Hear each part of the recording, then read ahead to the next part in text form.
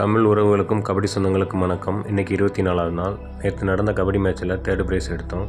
Match முடிஞ்சு வீட்டு வர 1 மணி ஆயிடுச்சு. காலையில் 7 மணிக்கு எழுந்து குளிச்சுட்டு அப்படியே மூச்சு பயிற்சி பண்ணேன். மூச்சு பயிற்சி பண்ணிவிட்டு ஃபுல் பாடி ஸ்ட்ரெச்சிங் பண்ணேன். ரொம்ப பெயினாக இருந்துச்சு. அதனால் எல்லா பாடிக்கும் நல்லா ரிலாக்ஸ் பண்ணி விட்டு கொஞ்சம் ஆசனாஸ் பண்ணிவிட்டு அப்படியே பாடியை ஃபுல்லாக நல்லா ஸ்ட்ரெச் பண்ணேன். நீங்கள் மேட்ச்சுக்கு போயிட்டு வந்தீங்கன்னா கண்டிப்பாக ஃபுல் பாடியை நல்லா ஸ்ட்ரெச் பண்ணிவிட்டு நல்லா ரெஸ்ட் எடுங்க.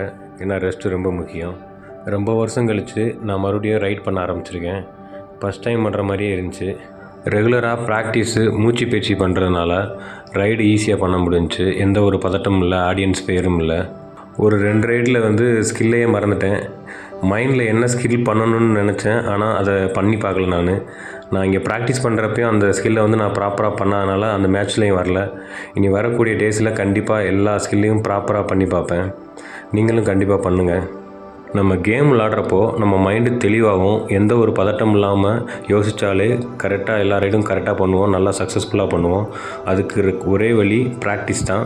ஃபைனலில் ஜேகே அகாடமி கூட விளாடணும்னு நினச்சேன், ஆனால் நாங்கள் செமிஃபைனலே தோற்றுட்டோம். இருந்தாலும் முயற்சியை கைவிட மாட்டோம். கண்டிப்பாக அடுத்தடுத்த லெவலில் என்னுடைய திறமையை இம்ப்ரூவ் பண்ணுவேன்.